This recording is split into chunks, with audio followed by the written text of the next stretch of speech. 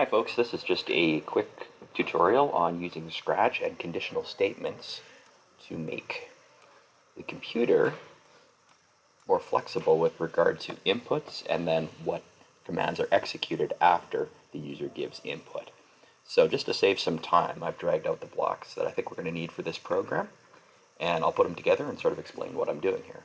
So as usual, we have the starting conditional where click the flag, and really that's a conditional as well, because if you don't click the flag, the program's not going to start. So the program starting at all is conditional upon when somebody clicks the flag, but typically we don't count that one. I'm going to put in my normal go to x0, y0 command, and actually I'm going to throw one more in there too. There's a motion, and there's one that says point in direction. I'm just going to put the direction as 90 degrees. In this particular scenario, or in this program, 90 degrees is always pointing to the right, 0 degrees is pointing up, I believe negative 90 is pointing left, and what would it be, negative 180 would be pointing down, or maybe it's positive 180. Anyway, we'll find out when we're building it. So I'll just point him in direction 90 for now, so every time the program starts, he goes back to the same spot. So there's the example. If I move him, back to the same spot, pointing in the same direction. Okay, so what we are going to do here is I'm just going to put a forever loop in for now so that we can repeat the command if we need to. And the first thing that we need to do is we need to have Scratch ask us which direction you want to go. We're just going to use up, down, left, and right. We can program other things in if we need to later, but I think that's a good start. There are two conditional blocks. There are two conditional blocks that we typically use in Scratch. One is just a simple if statement. So if some condition is met, then we're going to do something. The other one is a little bit, gives you a little bit more freedom for multiple choices. And that is if the condition is met, we're going to do something. Otherwise, we're going to do something else. And that could be moving, that could be checking another condition. So we can stack these things if we need to make lots of different options.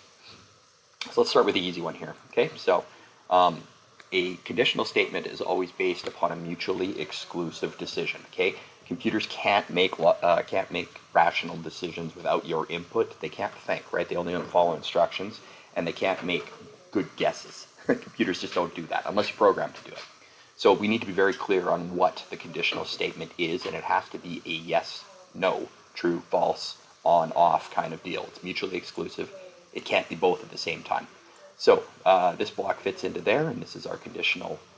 This is the condition that we need to fulfill. So after we ask the direction, we're going to give it an answer, and based on what that answer is, we're going to move in a certain direction. Okay. So if the direction is, let's say, up, okay, then what do we want to do? Well, if it's up, we want to point in direction 0, and let's just move him 30 steps. Okay. So let's put that into our block underneath ask, make sure it's in the forever loop, and then let's just see what this does. So if there's only one option right now, it's up. If I put in anything else, it's not going to work. So I'm going to put in up, and then he's going to say, great. So I turned up, and I went 30 steps, and now which direction? Well, I've only got one direction, so it's up again. So he just keeps moving. So that doesn't make for a very flexible program. What we could do is we could duplicate this if block and just put 4 if blocks in here. Duplicate, duplicate, duplicate. Again, when we're duplicating stuff like that, it might be better to make a block and make our own function just to save space. So let's just say that the answer is down. Okay. Let's say the other answer possibilities are left, and then right. Okay. Now we've got to change the directions. Move 30 steps can be the same, but we've got to change the direction. So if he's pointing down, I believe it's 180. There it is. 180 degrees is what we put in there. If he's facing left, that should be negative 90. And if he's facing right, that's the normal 90. So now our program is a bit more flexible. If we run it, which direction? Up. Okay, he goes up and asks us again, which direction? Down. And he sure didn't. Why not? Oh, here's why. I accidentally put our other if statements inside the first if statement. And that's actually a good learning point here, because on an if condition, if you've got anything else inside that, all right, it only fulfills the if condition once. So once it runs any part of a conditional, it will not run the rest. So I actually have to stack these underneath the original if. So it'll check this if, and it'll do what we want, and then it'll check this if. Otherwise, if I had all this stuff in here, it just never got to it, okay? So let me just restart that program again. We'll move our up. Okay, now we'll try to move down. Okay, now we'll move left. And now we'll move right. Don't worry about him flipping upside down. I'll actually fix that for you right now. If you, I believe it's here. Was it left when he turns? Yeah, he flips upside down with left. There is a way to fix that, and I believe it's under the look tab. There are usually options under this guy here. Just gotta find it. Well, I assure you there is an option somewhere in here where you can determine that he's only gonna turn left and right. He's not gonna flip upside down. They've changed it on a newer version here, but I know you can do it somewhere. So maybe I'll find that and track it down on a different video. Just gonna check one more thing here.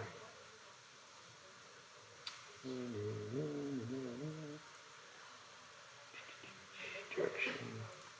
Oh, here we go. So you just actually have to click on the direction tab, and here's the options. If he goes all around, he's able to go upside down.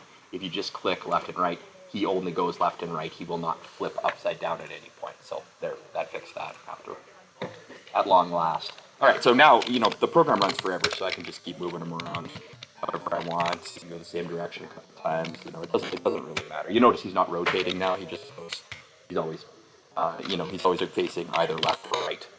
He'll never face up or face down or be upside down or anything like that. So that's, that's about as simple an if statement as you can do on Scratch. The other option is to use slightly different block here, where it's an if and then an else. So it evaluates the if condition, and if the if condition is true, it runs that and it skips over the else. If it runs the if condition and it's false, then it goes down and checks the else. So it's only going to run one of these at any given time. So let's just say we've got a simple block at first. Okay, if the answer is up, then we're going to move in direction 0 and 36. And let's say the only two options are up and down. Okay, so if the only two options are up and down, I can put this into my else. So there's only two options here, if and then else. So if we say up, he's going to move up. Otherwise, it's going to move down. So even if I put in left or right, he's going to move down, because that's the only other option is else. So let's run the program. Which direction? Up should work as it normally does. Which direction? Down should work as it normally does. But here's the shortfall, right? I could put in right, and he still goes down. I could put in left, he still goes down. I could put in anything, and he still goes down. So that's the problem with the else. The else isn't checking anything else. It's just saying if this one's false, the if statement's false, I'm going to run whatever you put in the else. So the way we can kind of get around that and come up with the same program is we can stack these things. So we could stack another if statement in there. We could actually even stack another if else in there. So these are all in control. So maybe I'll put another if else in there. So if it's up, he's going to go up. If it's not up, then it's going to check again. So then we'll check. If the answer is down, then we will point in direction 180 and go down. And then we've got another else, but we still got two things to check, right? We've still got to check if it's left or right. So you would have to put in a full another, block there. And then this one would be if it's left, then we're going to go to the left. And if it's right, we're going to go to the right. We don't need to put the if statement in for the last one, because the only other option is right? We took care of up, we took care of down, we took care of left, and if it's none of those, it has to be right. Okay? So you'll notice that instead of being perfectly lined up, the ifs lined up here, they're what we call nested. So this is nesting right here. I'll just take it out for a second. So it runs the first if statement, and then if it doesn't run the positive and it goes to the negative, we've got the second if else nested in the first. So it's kind of like those Russian or Ukrainian dolls, where you've got the big doll on the outside, and then it's a slightly smaller doll on the inside, and then a smaller doll on the inside of that, and continuing on. It's one is nested in the others. Or you can think of it as like big Tupperware pails. You got a big Tupperware pail, and then a smaller one, and then a smaller one, and a smaller one all the way in. So this if is nested in this one, and then the third if is nested in the second if. So it's ifs all the way down. Okay, so when we run that, hopefully we'll go up, we'll go down, we'll go left, we'll go right. Okay, now, and again, the only problem with what we've got so far is because when you get down to the very end, we don't have another conditional in here. It actually doesn't matter what we type in. He's going to move right at the end because that's the only other option. That's if you type anything, he's going to move right. Okay. So up, down, left, all will only work with the command up, down, left. But anything will work for right. And we could also get rid of that by instead of putting an else in here, we could just put another if statement in. So if it's right, we'll move. Now, because I've specifically said you have to put in right, okay, then we will no longer have that problem.